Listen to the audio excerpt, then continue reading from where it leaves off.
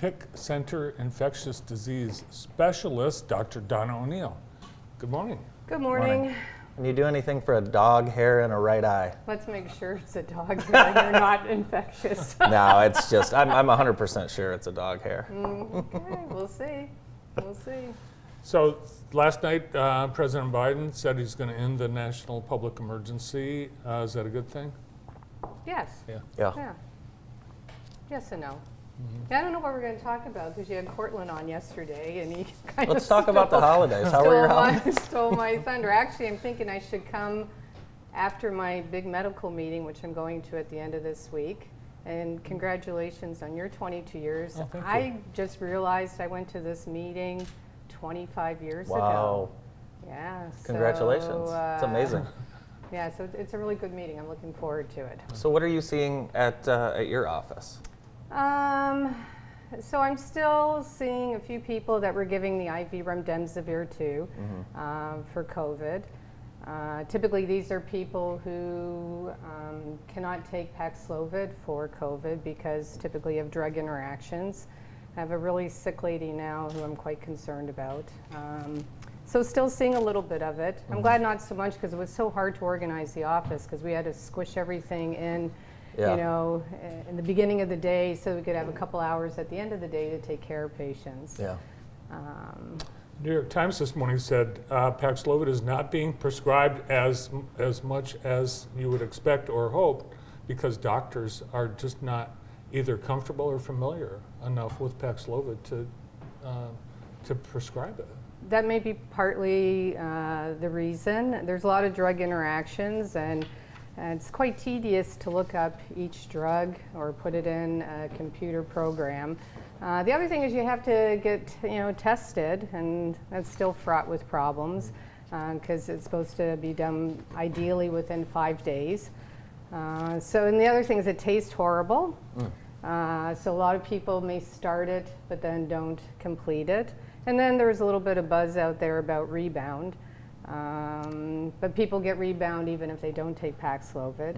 But if you're, an older person with underlying medical problems, especially if you're unvaccinated, if any of you exist out there, and especially if you're immunosuppressed, you still want to get some sort of treatment. And Paxlovid is the easiest. There is the IV remdesivir. There's an oral formulation of the remdesivir that's being studied. Unfortunately, no monoclonal antibodies, they're out.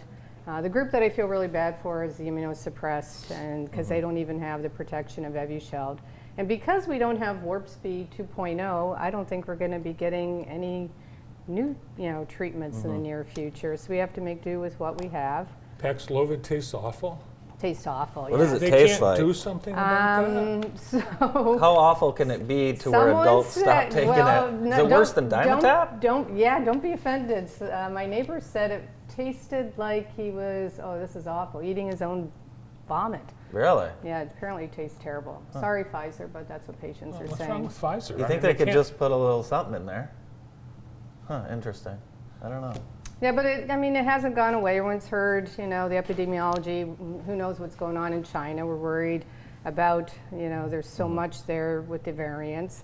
The variants keep changing here. I can't even pronounce some of the variants. So the one that is estimated to be number 1 in the U.S. is XBB.1.5.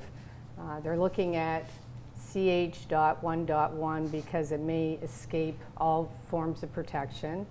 So it's still killing, anywhere from 400 to 600 people a day in the U.S. It's crazy. Still number 3 as the top killer. Yeah. But the numbers are going down, thankfully. I think in our office, we might have PTSD when we think back to Delta, the fall of 21. That was awful. Yeah. How did you guys do during the uptick of RSV and influenza A and B? Was that wild? And it may not be over. I mean, influenza sometimes has 2 peaks, and RSV is weird because we had some in the summer, and they don't hit my office so much. So I don't typically do primary care, and when they're that sick, they end up going to the hospital. Something Dr. Catan said yesterday, I've been thinking about. He said we can't use the monoclonal antibodies anymore because they don't work because the virus has morphed into something else. Right. Can't they make new monoclonal antibodies based on the new version of COVID? Takes time and money, and it's not being supported by the government. I was going to say, it's probably not worth the So- financial risk to do this and then have another variant. And even the vaccines, I mean, it's a little disappointing that people over the age of 65 consider to be in the high-risk group. Only 40% have taken the bivalent booster, and 50 to 64, it's only 20%. So I just listened to clinical call on the weekend, and everything is, we don't have data, we don't have data, we don't have data, because people just didn't, go out there and get the vaccine. And I understand. There are some experts that feel, they've had their primary series and they've had the infection and they've got good protection. But I think we're forgetting this group of people where life still isn't back to normal. So a little bit about Paxlovid, there's a little buzz that maybe it's going to prevent long-term COVID, which could be another topic of conversation. It's from the VA, but the study has been criticized a little bit. The vaccines, there's lots in the literature about the quality of the studies. From the timing, would we be better off with just an Omicron monovalent versus the bivalent? So lots of controversy out there. And we're not going to get answers because we're not able to study it. Yeah. People still, there's people with COVID that are still going out. At first, we were locked down for 10 days, and we had to stay in our room. But just yesterday, a Democratic state representative came to the Capitol to vote, despite being tested positive for COVID the day before, and she went to the Cap. Did she wear a mask? She wore a mask. That's better than nothing. But But I mean, I think that's true for all infectious diseases, even colds. If we learned anything from this, when you're sick, stay home, whether it's COVID or something else. And kind of ask yourself, when you're sick, would you want to be sitting beside somebody like that? No. No, that's for you, Representative Natalie Price of Berkeley. Stay home. We're going to Berkeley tonight. Oh, we are? Yes. Maybe we'll stop by your house. We are actually going to Berkeley tonight. I hope she doesn't have a child that's on the team. Oh, boy. Now, you've had a busy last few months. In October, yes, your son was been married. a year of weddings, and my son Duncan, who was in Houston, Texas, got married to V. They got married in Austin. It was a partially Hindu ceremony. How was it? How was the temperature? Was it hot down there? It was not hot, Not hot. no. Was no. it a long ceremony? It wasn't the full traditional ceremony, but the important parts were included. It was a beautiful day. And then, so November, we're recovering from that. And then December, the family got together. I know you had loss of your mom. Ted's mom died last year, and we got together for memorial. And unfortunately, this month, beautiful V's father passed away unexpectedly. So, yeah, Tough times. Very tough. Moral of that story is make sure all your passwords are written down if I could share anything with you. Yeah. So the February, my medical meeting, and then March, I want to recognize Dr. Aurora, who's been a long-term resident and rheumatologist in this town. She's going to be moving to Arizona to be with her daughter and grandchild. And she and I shared office space together way back at the beginning. So we're losing a real important member of our medical society because she's always been here for the town. Well, good luck and best wishes as you join family in Arizona. Yeah.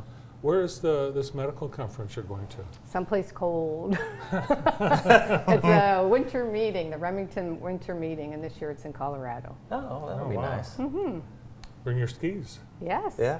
Yes. That's right. Hopefully there'll be a little downtime for some recreation. Oh, it's scheduled that way. Good. But you're so tired because you get up really early for the talks and you go out a bit and then you come back for the talks. Yeah, so well, Last year, because of COVID, we're blaming everything on COVID. There Yeah. wasn't, everything came to a standstill, even Mm-hmm. with research. So I'm looking forward to this year's meeting to see what's new. It's always a good meeting.